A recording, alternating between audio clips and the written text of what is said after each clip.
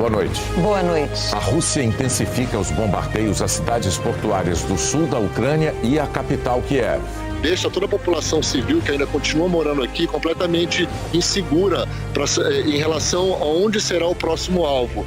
Representantes dos Estados Unidos e da China se encontram em Roma. O conselheiro de Segurança Nacional americano diz que o apoio à Rússia teria consequências graves para o relacionamento chinês com o mundo. O primeiro-ministro ucraniano acusa soldados russos de fazer reféns, torturar civis e se comportar como terroristas. A maior pesquisa já realizada no Brasil sobre efeitos do coronavírus avalia o impacto da Covid na memória, no olfato e na concentração. E ainda, os jovens e o trabalho. A importância dos cursos técnicos. E o valor de saber falar inglês. O Jornal Nacional está começando. A Rússia intensificou os bombardeios à capital da Ucrânia e às cidades portuárias no sul do país. É o que informam da Polônia os enviados especiais Rodrigo Carvalho, Hernani Lemos e Ross Salinas. A população de Mariupol está sofrendo um golpe atrás do outro. Imagens de drone mostraram novos ataques à importante cidade portuária, que está cercada pelos russos há dias. Na semana passada, um bombardeio destruiu uma maternidade. Essa grávida saiu com ferimentos. O estado dela era grave. Hoje, os médicos disseram que chegaram a fazer uma cesárea, mas que o bebê foi retirado sem vida. 30 minutos depois, a mãe morreu. Deveria haver em Mariupol um corredor humanitário para a saída de civis, mas é difícil pegar a estrada assim. Hoje, 160 carros conseguiram deixar a cidade. Em outro porto, o de Odessa, no Mar Negro, os moradores fizeram um mutirão para recolher areia da praia para usar em barricadas. O fotógrafo diz que ali não tem soldado. Trabalhamos aqui porque quem não sabe matar faz o que pode. Na segunda maior cidade da Ucrânia, Kharkiv, 2 civis morreram no ataque a um prédio. Uma bomba caiu em Donetsk, na área controlada por separatistas e que teve a independência reconhecida pela Rússia. Os dois lados trocaram acusações. O porta-voz do exército russo disse que 20 civis morreram e que o disparo saiu do lado ucraniano. Além disso, afirmou que a bomba era de fragmentação, um tipo proibido por convenções internacionais não assinadas nem pela Rússia nem pela Ucrânia. Os ucranianos negaram e acusaram a Rússia de inventar ataques para tentar justificar a guerra. O porta-voz do Kremlin também disse que os ucranianos estariam posicionando armamentos em áreas residenciais. Dmitry Peskov afirmou que os militares russos podem assumir o controle total dos grandes centros populacionais para garantir a segurança dos civis ucranianos. Essa guerra já vai entrar no 20º dia nessa terça-feira. O que as pessoas que estão vivendo esse inferno na Ucrânia, as que estão fugindo para os países vizinhos aqui do leste europeu, querem saber é quando isso vai acabar. Uma 4ª rodada de negociações começou hoje, virtualmente, mas de novo não deu em nada. Foi suspensa até amanhã. O presidente ucraniano Volodymyr Zelensky disse que a destruição econômica da Ucrânia está entre os objetivos da Rússia. Zelensky pediu hoje ao parlamento ucraniano que prorrogue por um mês a lei marcial, que altera as regras de funcionamento de um país, deixando de lado as leis civis e colocando em vigor leis militares. Também nesta segunda-feira, o jornalista britânico Benjamin Hall, da TV americana Fox News, foi ferido nos arredores de Kiev. Ele teve que ir para o hospital. A capital ucraniana segue tensa. Como milhões de pessoas fizeram hoje em vários lugares do mundo, esse homem foi passear no parque de manhã. Olhou para o céu. Era um foguete. O ataque foi em frente a um prédio residencial em Kiev.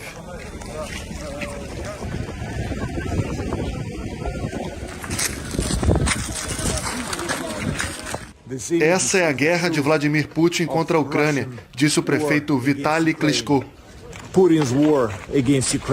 Esse morador conta que quando foi fugir, a escada para descer não estava mais lá. Ele e a mãe tiveram que escapar pela sacada do prédio ao lado. Uma pessoa morreu. O fotógrafo Gabriel Chain esteve nessa área residencial de Kiev, alvejada mais uma vez pela artilharia russa.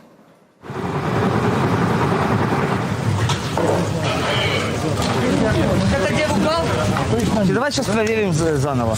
Да, сейчас проверим. Короче, надо интенсивно собраться.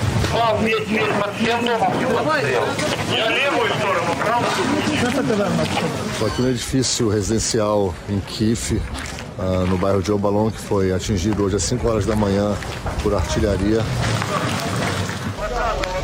Várias pessoas foram feridas. Это вашу квартиру, да? Ну вот, третий этаж. Aqui nessa região de Obalon é uma das áreas que está sendo mais atingidas por mísseis russos. No início da guerra eu estive aqui também nesse bairro quando eles atingiram outro edifício, um edifício residencial.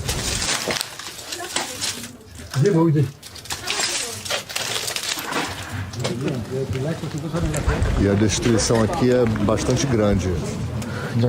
Прокинулася від того, що мені жарко, сила якась, я зрозуміла, що щось влучило в будинок. Потому что мои соседи ноги порезали, побежали ко мне босиком, раздетые полностью. И вот пока меня спустили, я боялась, что я боюсь выступить, слава богу, меня хоть спустили. Com o passar do tempo, as bombas estão chegando muito mais próximas à capital, como o que aconteceu hoje. Então, deixa toda a população civil que ainda continua morando aqui completamente insegura em relação a onde será o próximo alvo.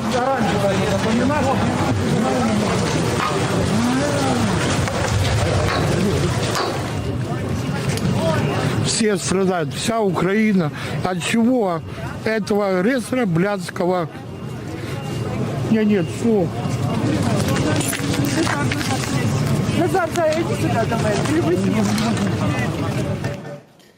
A Rússia tem sido acusada de cometer crimes de guerra na Ucrânia.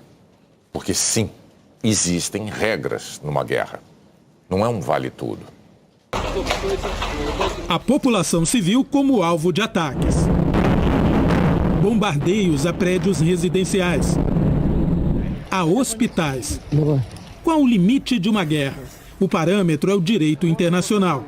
E uma das principais ferramentas dele são as Convenções de Genebra. A primeira delas foi adotada em 1864, por causa do aumento do poder de destruição das armas. Não é coincidência que nesta época surgiu a metralhadora Gatling, que pode disparar várias rodadas de tiros e causar sofrimento humano significativo, explica o diretor do Centro de Direito da Universidade de Hong Kong, Gregory Gordon. 4 tratados foram adotados, prevendo a proteção de instalações hospitalares, doentes, feridos e todos os civis. Além disso, mais de 100 países assinaram um acordo internacional que proíbe o uso de bombas de fragmentação. Esse tipo de arma é proibido porque é montado como uma espécie de caixa, que se abre no ar e espalha inúmeros explosivos e pequenas bombas em várias direções, atingindo uma grande área. Eu estava nas batalhas de... Alexandre Daniele é veterano de guerra dos Estados Unidos. Ele atuou no Afeganistão em 2010 e 2011 como fuzileiro naval. E disse que os soldados são treinados para evitar os crimes de guerra. São aulas teóricas, o soldado da maioria dos países tem essas aulas, né? O exército russo, as forças armadas russas, por ser tão forte, com certeza eles sabem o que é as leis de uma guerra e eles não estão cumprindo. O foco de um tratado de crime de guerra é para que a população não sofra. Hoje, a representante do Alto Comissariado dos Direitos Humanos da ONU disse ao Conselho de Segurança que recebeu relatórios confiáveis sobre o uso de bombas de fragmentação pelas forças russas, inclusive em áreas povoadas. O Tribunal Penal Internacional já começou uma investigação sobre as denúncias de que as forças russas estariam cometendo violações. As Convenções de Genebra de 1949 foram ratificadas por todos os países integrantes das Nações Unidas, mas outros protocolos e tratados do direito humanitário internacional não. Por isso, o resultado de um eventual julgamento e as consequências das denúncias contra a Rússia, por exemplo, ainda são incertos. A própria definição do que será considerado crime de guerra vai depender de investigações e interpretações da lei. O professor Gregory Gordon diz que a investigação na Ucrânia vai ser complexa porque não envolve apenas crimes de guerra, mas também crimes contra a humanidade, como genocídio. Segundo as Nações Unidas, são considerados crimes de guerra grandes violações das convenções de Genebra e métodos de guerra proibidos, como atacar intencionalmente a população civil, escolas, igrejas, centros históricos ou hospitais. O secretário-geral da ONU, Antônio Guterres, disse hoje que a Ucrânia está sendo dizimada aos olhos do mundo e que é crucial respeitar o direito humanitário internacional. O impacto nos civis está chegando a proporções terríveis. Guterres lembrou que pessoas inocentes, incluindo mulheres e crianças, estão sendo assassinadas. E alertou que não importa o resultado, essa guerra não tem vencedores, somente perdedores.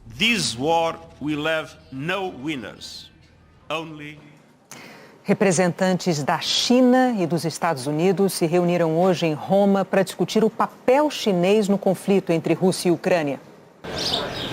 Dezenas de jornalistas italianos e estrangeiros passaram o dia em frente a este hotel em Roma.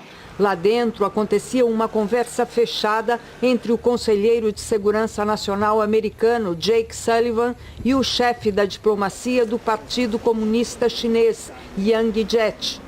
Durou até o início da noite e as duas delegações deixaram o hotel sem falar com a imprensa. Uma reportagem do jornal britânico Financial Times diz que os Estados Unidos teriam alertado seus aliados sobre a disposição da China de apoiar econômica e militarmente a Rússia. Ontem, o New York Times já havia dito que Moscou tinha pedido ajuda militar a Pequim, segundo fontes do serviço de inteligência. Tanto chineses quanto russos negaram. O Departamento de Estado americano diz que Sullivan discutiu o assunto de maneira direta com o colega chinês e deixou claro que o apoio da China à Rússia teria consequências graves para o relacionamento da China com o mundo. O governo chinês tem dito que deseja uma solução pacífica, mas rejeitou sanções à Rússia e culpou o Ocidente por levar a Rússia a uma ação militar. Em Estrasburgo, o primeiro-ministro da Ucrânia apareceu por videoconferência no plenário do Conselho da Europa, a instituição criada para defender os direitos humanos e o Estado de Direito no continente. A sessão extraordinária deveria ouvir o presidente Volodymyr Zelensky, mas, citando um imprevisto, ele foi substituído de última hora. Denis Shmyhal não mediu palavras. Pediu a expulsão imediata da Rússia do Conselho. Segundo o primeiro-ministro, os soldados russos se comportam como terroristas, fazendo reféns e torturando civis. Aqueles que apoiam uma agressão sem motivo não podem ter lugar na família europeia, onde a vida humana tem o mais alto valor, disse ele. O Conselho suspendeu a participação da Rússia em 25 de fevereiro, dia seguinte à invasão, e agora discute se deve proibi-la completamente. Seria a primeira vez desde que a instituição pan-europeia foi criada depois da Segunda Guerra Mundial.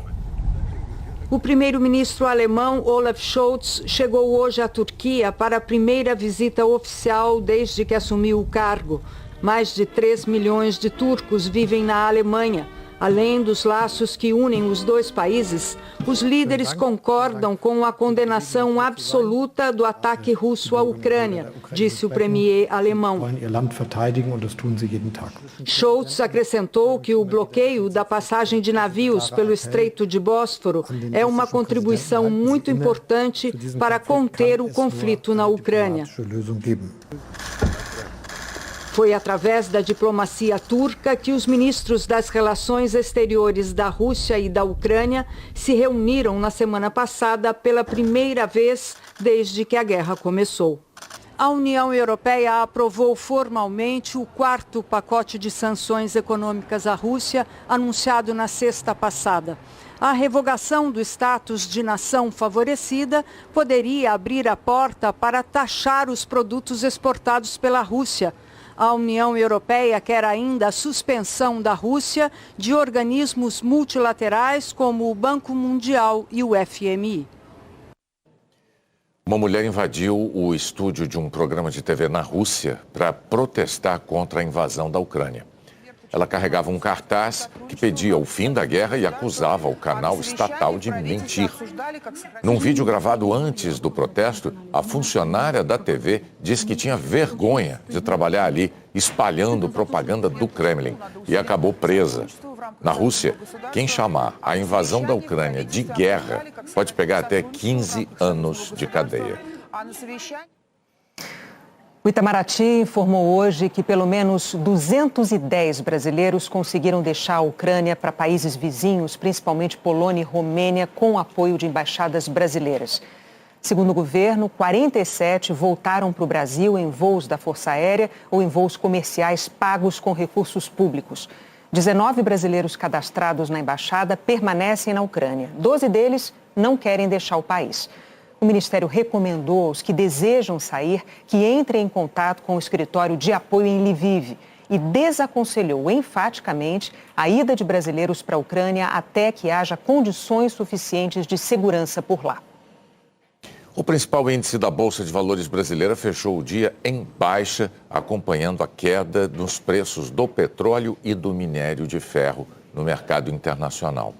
Também contribuíram para a baixa a preocupação com o aumento dos casos de Covid na China, a expectativa de um aumento dos juros nos Estados Unidos, porque isso poderia atrair investidores que hoje colocam dinheiro aqui, e também a preocupação em relação à saúde das contas públicas brasileiras. No câmbio, a cotação do dólar comercial subiu para R$ 5,11. Já o preço internacional do petróleo caiu, em parte, em consequência da expectativa sobre resultados das conversações entre Rússia e Ucrânia e o lockdown na China, que cria uma possibilidade de redução de consumo. Ainda assim, o custo do petróleo, nesse momento, é uma preocupação planetária, mesmo para países que produzem, porque existem tipos diferentes de óleo. O Brasil, por exemplo, precisa buscar no exterior um tipo de óleo que não é produzido aqui. O Brasil produz 3 milhões de barris de petróleo por dia e consome 2,5 milhões. Mesmo assim, importa 300 mil barris por dia. Se produzimos mais do que gastamos, por que não somos autossuficientes? A explicação para essa conta não vem só das calculadoras, vem também dos laboratórios. É que existem vários tipos de petróleo. Alguns são mais viscosos, mais pesados. Outros são chamados de leve. São ideais para fazer alguns tipos de combustíveis. E isso é fundamental na hora de transformar o óleo bruto em gasolina, diesel, querosene de aviação e todos os subprodutos que saem da refinaria. As nossas refinarias foram quase todas construídas até a década de 70. Nessa época, o Brasil importava petróleo leve do Oriente Médio. Então, as máquinas foram escolhidas para essa matéria-prima. Em 1979, encontramos as grandes reservas da Bacia de Campos, no litoral do Rio de Janeiro, e nos anos de 1980, adaptamos as refinarias para processar o petróleo pesado que extraímos de lá. Na primeira década dos anos 2000, tivemos que fazer novas adaptações, dessa vez para o petróleo do pré-sal. Ele é mais leve do que o de Campos, mas ainda mais pesado do que o do Oriente Médio, por exemplo. A Petrobras já fez esses investimentos que eram necessários. Assim. Se a gente olhar para o tanto que a gente usa hoje de petróleo brasileiro, nós temos uma taxa bem alta, né? Hoje a gente usa, de tudo que é refinado, a gente cerca de 92% é de petróleo brasileiro. Em 2000 a gente usava só 75%, ou seja, 25% do petróleo refinado era importado. Hoje, 75% do petróleo refinado no Brasil vem do pré-sal. 17% são da Bacia de Campos, mais pesado. E ainda precisamos importar 8% de petróleo mais leve para conseguir a mistura ideal para o refino, tanto do ponto de vista técnico quanto do econômico. A análise ela é feita até por inteligência artificial. São milhares de variáveis que entram aí e que variam também de acordo com a precificação desses subprodutos no mercado. internacional. Isso varia, né? Tem época que a gasolina vale mais, tem época que vale menos. Então, o que se coloca, quando vai se planejar uma carga da refinaria, você leva essas variáveis todas em consideração para que você otimize o resultado dessa refinaria em termos de rentabilidade, né, e de atendimento ao mercado. Mas mesmo assim, toda a produção que as nossas refinarias conseguem fazer não é suficiente para abastecer o mercado interno. Então, nós continuamos importando combustíveis e vendendo o excesso de petróleo bruto que não damos conta de refinar. A gente exportou ano passado 1.200.000 barris por dia, nos transformando no maior exportador de petróleo da América Latina. E por que a gente tem dependência em refino? Por que o Brasil importa 30% dos derivados que consome? É que faltou investimento em refinaria. A Petrobras, nos últimos anos, investiu muito pouco em refino, porque ela privilegiou o investimento em exploração e produção de petróleo, que dá uma taxa de retorno maior para a empresa. A seguir, um estudo completo sobre o impacto do coronavírus na memória, no olfato e na concentração. Uma das maiores ocupações verticais do país é destinada à habitação popular. O ano de 2020 marcou a primeira queda nas consultas de pré-natal em 2 décadas no Brasil. Segundo a Fundação Abrinq, o número de óbitos maternos em 2020 foi o maior em 10 anos. Esse aumento, no primeiro ano da pandemia, deixa o Brasil mais distante dos Objetivos de Desenvolvimento Sustentável da ONU. Pesquisadores brasileiros apresentaram o resultado de um dos maiores estudos feitos no país sobre os efeitos da Covid no cérebro. O empresário Paulo teve Covid há mais de 1 ano e meio e até hoje tem problemas de memória e concentração. Eu estou fazendo um trabalho que eu tenho que ir de X a Y naquele trabalho. Se você chegar para mim e dar bom dia, eu já não sei mais o que eu estou fazendo.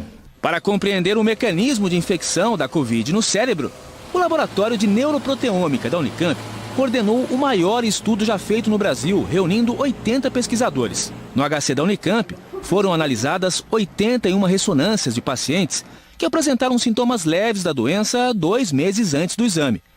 O resultado mostrou que o grupo tinha algo em comum: uma atrofia na região frontal do cérebro, responsável pelo raciocínio e atenção. A gente não esperava ver atrofia num grupo de pacientes que não foi internado e que num período tão curto, né? Então, para a gente foi surpresa. Os pacientes pesquisados tinham queixas de sequelas. Predominam as queixas de fadiga, de sonolência, dor de cabeça, tem sintomas de ansiedade, de depressão e disfunção cognitiva, né? Então tem gente que queixa de problema de memória, tem gente que fala problema de atenção, tem gente que tem dificuldade de flexibilidade mental, diminui a velocidade de processamento cerebral. Então tem gente que tem dificuldade de linguagem, de encontrar as palavras. O trabalho também investigou o tecido cerebral de pessoas que morreram de Covid e fez análises de material produzido com células-tronco. O cruzamento de informações levou os cientistas a encontrar o alvo preferido da Covid no cérebro: os astrócitos. Essas células estreladas que dão sustentação aos neurônios. Para efeito de comparação, os astrócitos funcionam como bombas de combustível dos neurônios, as células mais importantes do cérebro, que trabalham o tempo todo, inclusive quando estamos dormindo. Por isso, precisam de abastecimento constante. Os pesquisadores da Unicamp identificaram que o vírus da Covid interfere diretamente nessa fonte de alimentação dos neurônios, prejudicando o funcionamento deles ou mesmo matando as células. Quando esses astrócitos infectados são postos em contato com neurônios não infectados, esses neurônios morrem mais, 60% mais até, do que quando os próprios neurônios são infectados. Então isso quer dizer que, de alguma forma, a infecção dos astrócitos pelo novo coronavírus, pelo SARS-CoV-2, produz um ambiente tóxico para os neurônios que pode levar à sua morte. A pesquisa da Unicamp, em parceria com a USP, já foi submetida a uma publicação científica internacional e serviu de consulta para outros trabalhos no exterior. Com a descoberta de onde ocorre a infecção, os cientistas agora focam no mecanismo de ação do vírus para desenvolver estratégias de combate às sequelas. Nós temos observado que muitas pessoas têm permanecido com sintomas neurológicos por mais tempo do que a Covid está no próprio organismo. Então, compreender como é que é a dinâmica do vírus no cérebro pode ajudar, eventualmente, a prevenir sequelas ou até ajudar no tratamento de pessoas que tenham, então, sintomas neurológicos advindos de uma infecção desse tipo. Ainda sobre a pandemia, a Secretaria de Saúde do Estado de São Paulo revelou que de dezembro do ano passado até fevereiro deste ano, para cada morte por Covid de um cidadão com esquema vacinal completo, morreram 26 pessoas não vacinadas. 1 para 26. Foram 332 mortes a cada 100 mil habitantes entre os que não tinham nenhuma dose. E 13 a cada 100 mil habitantes entre os que tinham tomado as 2 doses. Vamos ver os números reunidos pelo consórcio de veículos de imprensa. Fábio Turci, boa noite. Boa noite, Renata, Bonner. Boa noite para vocês que nos assistem. Nas últimas 24 horas, o Brasil teve 187 mortes por Covid. São 655.326 desde o começo da pandemia. Foram quase 17 mil novos casos conhecidos de ontem para hoje. O total está em 29.382.196. A média de casos segue caindo há mais de um mês. São 45 mil por dia, em média, menos 31% na comparação com a média de 2 semanas atrás. A média de mortes também continua em queda, hoje de 30%. São 415 óbitos por dia, em média. Agora a vacinação. Dos brasileiros com 5 anos ou mais, 78,92% receberam as 2 doses ou a vacina de dose única. A dose de reforço foi aplicada em 43,26% da população com 18 anos ou mais. No mapa, os estados mais adiantados na vacinação completa da população que pode ser imunizada aparecem em verde escuro. Os 3 primeiros são São Paulo, Piauí e Paraíba. Mais informações em g1.com.br/coronavírus. Bonner, Renata. Obrigado, Fábio Turci. A partir do mês que vem, uma das maiores ocupações verticais do Brasil vai ser reformada para habitação popular em São Paulo. Difícil não notar o prédio imponente, com 23 andares em cada um dos 2 blocos. Mas o edifício que leva o nome da Avenida Prestes Maia, no centro da capital paulista, passou muito tempo esquecido. Construído na década de 1950, era a sede administrativa de uma tecelagem que faliu na década de 1990. O prédio ficou vazio e só voltou a ser ocupado em 2002 por moradores sem teto. Se tornou uma das maiores ocupações verticais da América Latina. Abriga atualmente cerca de 60 famílias. Chegou a ter 460 vivendo em cômodos separados por tapumes, com apenas um banheiro por andar, sem elevadores e muitas vezes sem água por perto. Aí fica mais difícil para mim, porque tem a louça tem muita gordura, óleo, aí fica difícil eu estar para lá e para cá, para lá e para cá. São muitos os prédios no centro de São Paulo como este. Foram construídos há pelo menos 50 anos e ficaram abandonados por décadas. Alguns dos moradores que ocupam esses edifícios e que vivem uma rotina de improviso e desconforto, agora têm motivos mais palpáveis para sonhar com a casa própria. Depois de comprar o Prestes Maia do antigo dono, a Prefeitura de São Paulo vai financiar a reforma que será coordenada pelo movimento de moradia. Agora a gente vai acompanhar toda a reforma. E aí o nosso sonho é ver as famílias entrar com a sua chave, abrir a sua porta e dizer: eu consegui, essa é a minha moradia. O edifício, que era comercial, vai ser requalificado e revitalizado para ganhar 287 apartamentos. A técnica chamada retrofit já tem exemplos na cidade de São Paulo voltados para a moradia popular. A opção pela reforma é comum na Europa, mas ainda pouco aproveitada no Brasil. Ela caminha muito devagar. Nós temos hoje uma indústria da construção civil que já realiza esse tipo de obra para o mercado formal. Então, é importante que a Prefeitura estabeleça parcerias com estas empresas para que ela viabilize reformas e a Prefeitura pense em maneiras que ela possa atender a população de mais baixa renda que tem dificuldade de ter acesso ao mercado formal de venda destes imóveis. Um estudo da Fundação João Pinheiro mostra que enquanto faltam quase 6 milhões de moradias no país, Existem outras 6.800.000 disponíveis, muitas delas formadas por edifícios abandonados, boa parte na região central das metrópoles, em função da falência de empresas ou de disputas judiciais familiares. As áreas centrais normalmente são as áreas onde tradicionalmente você tem os melhores serviços da cidade, né?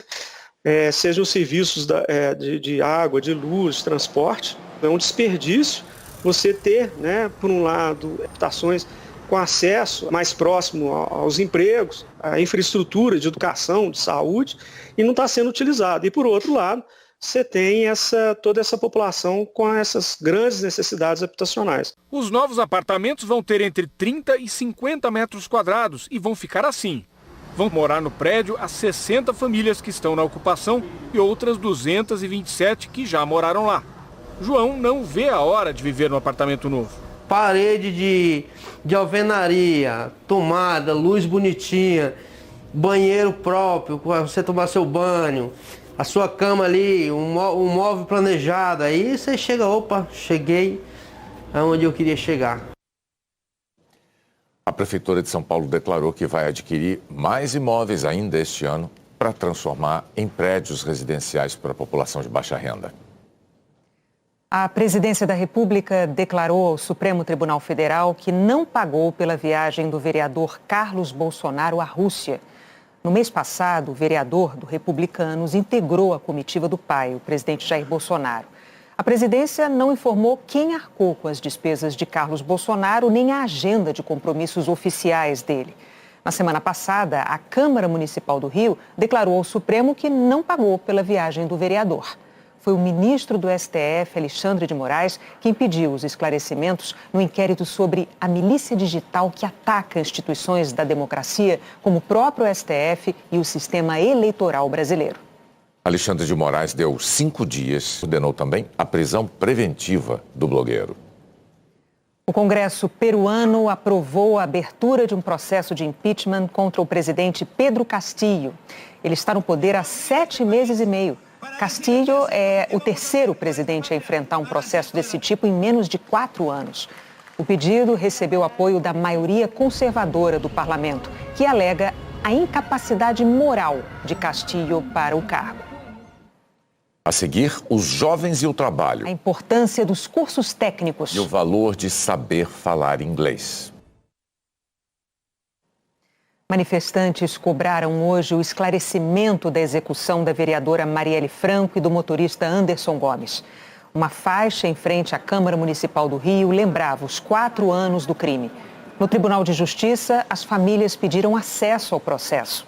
Na Igreja da Candelária, houve uma missa. Marielle e Anderson foram assassinados em 14 de março de 2018. Os ex-policiais militares Rony Lessa e Elcio Queiroz estão presos pelo crime e vão à júri popular, que ainda não tem data marcada. Ainda não se sabe quem foi o mandante nem a motivação das execuções.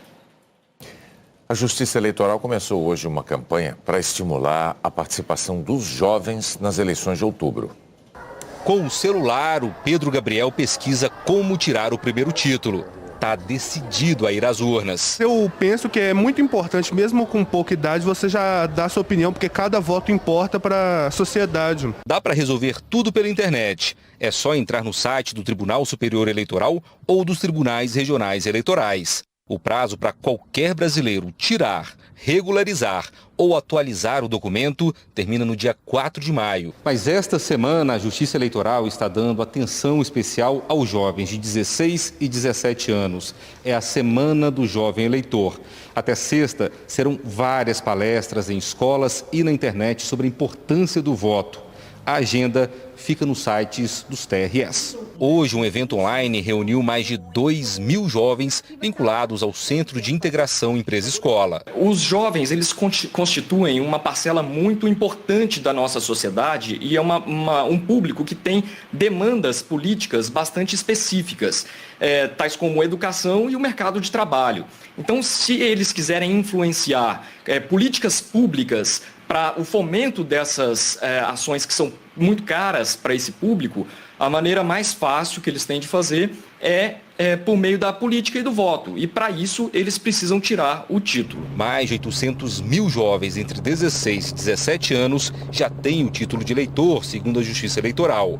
Mesmo não sendo obrigatório, a Justiça Eleitoral quer atrair mais jovens eleitores e convencer essa turma que a democracia anda de mãos dadas com a participação popular. O jovem já é politizado de uma maneira geral. A gente tem percebido em vários movimentos sociais, em vários momentos da história recente do Brasil, uma participação bastante presente da juventude. O desafio que se coloca agora é trazer essa juventude para a participação da política propriamente dito, do voto, da decisão democrática dos nossas lideranças. O Plínio sabe da importância de cada voto, com 16 anos e o título nas mãos. Eu já tirei meu título de eleitor e mesmo que meu voto seja opcional, eu tenho a pretensão de votar, quero muito fazer diferença nesse país.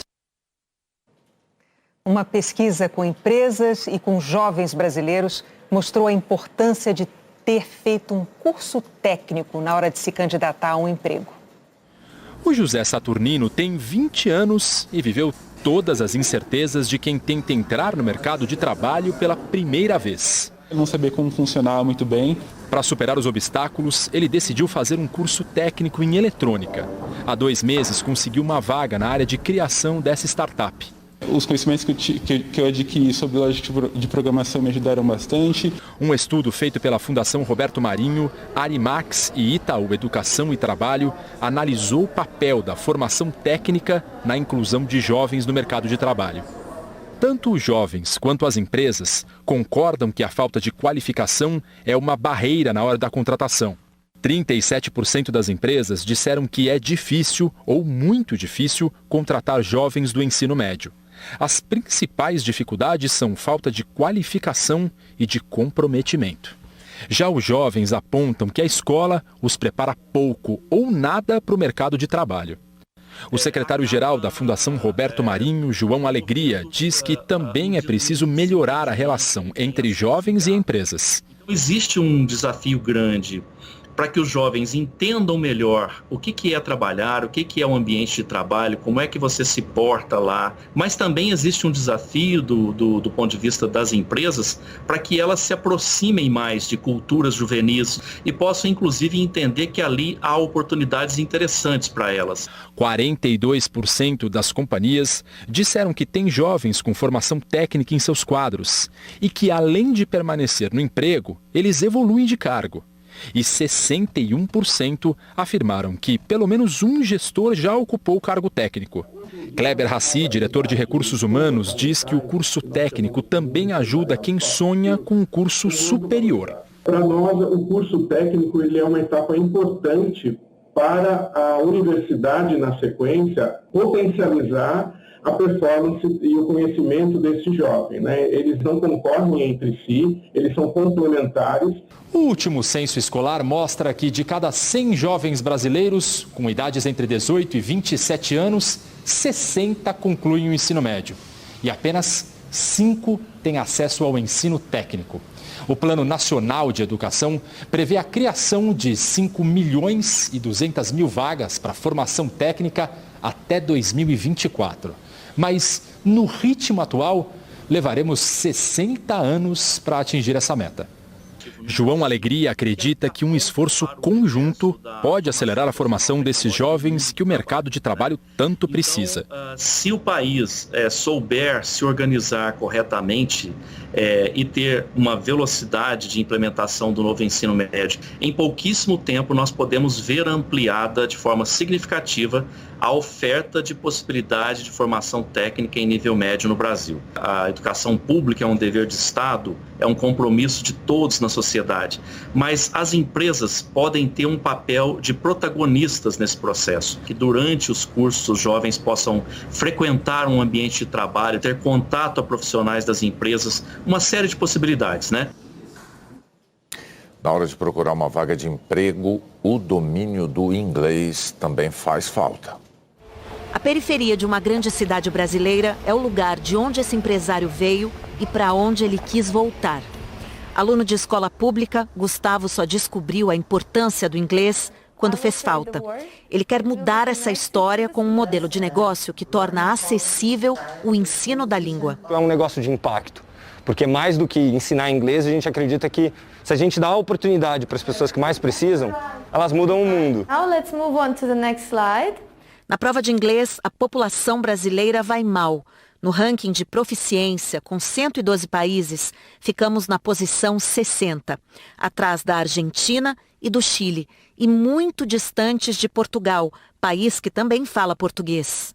O inglês é a língua dos ricos ou muito ricos no Brasil, o que, segundo educadores, é resultado de uma história de erros de política pública. A visão de que o inglês é essencial é da época do Império, 1809. Mas, no começo dos anos 1960, o ensino de um segundo idioma deixou de ser obrigatório. E foi assim por 3 décadas. E ainda que em 1996 o inglês tenha voltado para a grade curricular, especialistas dizem que ainda não temos um método eficiente de ensino acessível a todos. Ficar de fora de um mercado cada vez mais global é o preço que o país paga. Verdade seja dita, o Brasil nunca lecionou bem a segunda língua, porque nós não temos professores em número suficiente e nós também não desenvolvemos metodologias que estruturem a política pública de ensino de língua estrangeira. Estamos muito atrasados, mas a boa notícia é que isso dá para ser revertido. Existem várias alternativas, metodologias novas, muitas ideias que surgiram no ensino de idiomas que podem ser aproveitadas pelo país. Quem fala a língua dos recrutadores sai na frente.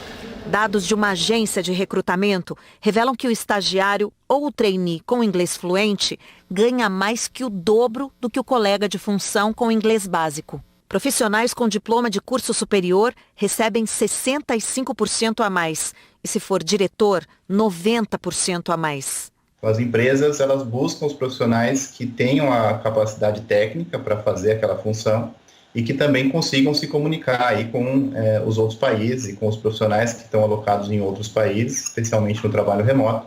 E isso exige que o inglês faça parte dos requisitos das vagas que são publicadas. O mais jovem editor de um site americano de tecnologia alcançou um lugar no mercado internacional sem sair do Paraná.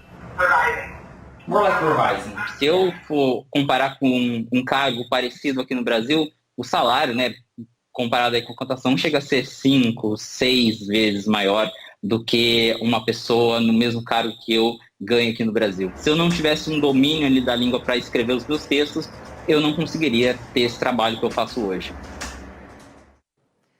A seguir, a situação de emergência em municípios de 8 estados nordestinos por falta de chuva. E o desafio de devolver espécies nativas ao Pantanal.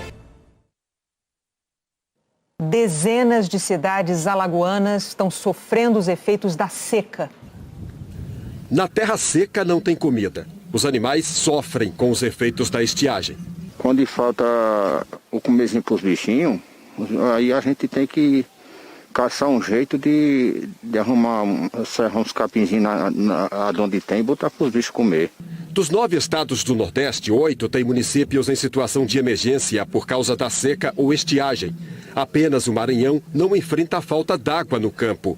Em Alagoas, são 39 com decreto reconhecido pelo governo federal. Chove uma pequena quantidade, pode até deixar a vegetação verde, porém não tem água suficiente para encher a cisterna, não tem água suficiente para encher os açudes, não tem água suficiente para trazer vida ao local. A população rural do semiárido brasileiro depende cada vez mais do abastecimento por carros-pipa. É um alívio para a família do Lucas quando a água chega à cisterna. Rapaz, estava seco. Não tem água nem para fazer, nem um café não tinha, para nada. O canal do Sertão Alagoano, que leva água do Rio São Francisco, melhorou o abastecimento na região. É dele também que os carros-pipa retiram a água. Só que a ajuda está longe de atender às necessidades dos povoados à beira do canal. Muitos não possuem água encanada. Os agricultores ainda esperam por irrigação para plantar tão perto da água. O canal está a 500 metros daqui, mas a produção de alimentos continua dependendo da chuva cada vez mais escassa. Mesmo pertinho, eles não conseguem levar água para suas propriedades. falta dinheiro. Se a água passar perto, a gente não tem condições de fazer uma irrigaçãozinha dessa aí para puxar para uma rocinha que a gente plante, né? A Secretaria de Agricultura de Alagoas disse que existem mais de 1.000 produtores com autorização de uso da água do canal para irrigação e consumo e que vai distribuir em breve kits de irrigação para agricultores familiares. Por enquanto, toda a confiança deles está nas chuvas que prometem chegar no outono e no inverno. A nuvem bem formada. As previsões é boa para cair água. Bastam 15 minutos de chuviscos para a alegria tomar conta de quem vive na região mais seca do país. Muito feliz, porque sem água a gente não passa, só passa com a água. No sudeste do Brasil, um temporal atingiu a cidade de São Paulo hoje à tarde. As inundações impuseram a motoristas e pedestres situações assustadoras, gente em cima dos carros ou com água na altura do pescoço. A prefeitura está usando máquinas no trabalho de escoamento. Vamos ver a previsão do tempo para todo o Brasil. Eliana, boa noite. Oi, Bonner. Boa noite para você, para Renata e para você também. A semana começa com aviso da Defesa Civil de São Paulo de até 100 milímetros de chuva nessa área em vermelho que passa pelo litoral. Até 80 milímetros entre o Vale do Paraíba, a Serra da Mantiqueira e a região metropolitana. E até 60 milímetros na maior parte aqui do interior. Os temporais vão até quarta-feira. Na capital paulista, que já teve chuva forte hoje, como a gente viu, amanhã previsão de mais um dia chuvoso. Quarta, as instabilidades diminuem. Mas como já choveu muito, há risco de novas inundações até lá, também cheias de córrego e rios e deslizamentos. Pancadas de chuva com ventos, raios, granizo também nessas outras regiões destacadas aqui no mapa. No Rio de Janeiro até o oeste de Minas Gerais, também entre Goiás e o norte de Mato Grosso, em toda a região norte e do Maranhão até o oeste de Pernambuco e o Ceará. Fortaleza, Teresina e São Luís estão na rota da chuvarada. Na região norte, principalmente Porto Velho, Rio Branco, Macapá, Belém e Palmas. No centro-oeste, Brasília e Goiânia. E no sudeste, Belo Horizonte e Rio de Janeiro, além de São Paulo, que eu já falei. Em Curitiba, Florianópolis e Porto Alegre, chove mais fraco e é onde as temperaturas sobem menos. E só não chove nessa área amarela, que pega aqui, olha, regiões próximas à fronteira com o Uruguai, também oeste do Paraná, de Mato Grosso do Sul e sudoeste de Mato Grosso. Campo Grande é a única capital com previsão de tempo firme o dia todo e calor de até 31 graus. Vamos falar agora dos próximos dias da semana, que serão os últimos do verão. O outono começa no domingo. A chuva vai se concentrar principalmente aqui no norte, também no Maranhão, no Piauí e no norte do Ceará e de Mato Grosso, enquanto nas outras áreas vai chover menos, com exceção de São Paulo até quarta-feira. O calor ainda vai predominar na maior parte do país e só a região sul vai ter uma nova queda de temperatura. Mas isso, Bonner, Renata, é mais para o fim da semana, sexta, sábado, por aí. Combinado, Eliana. Obrigado, até amanhã. Até. Em 2020, o Pantanal sofreu uma das maiores queimadas da história. E agora, um projeto pretende recuperar parte da vegetação que foi devastada.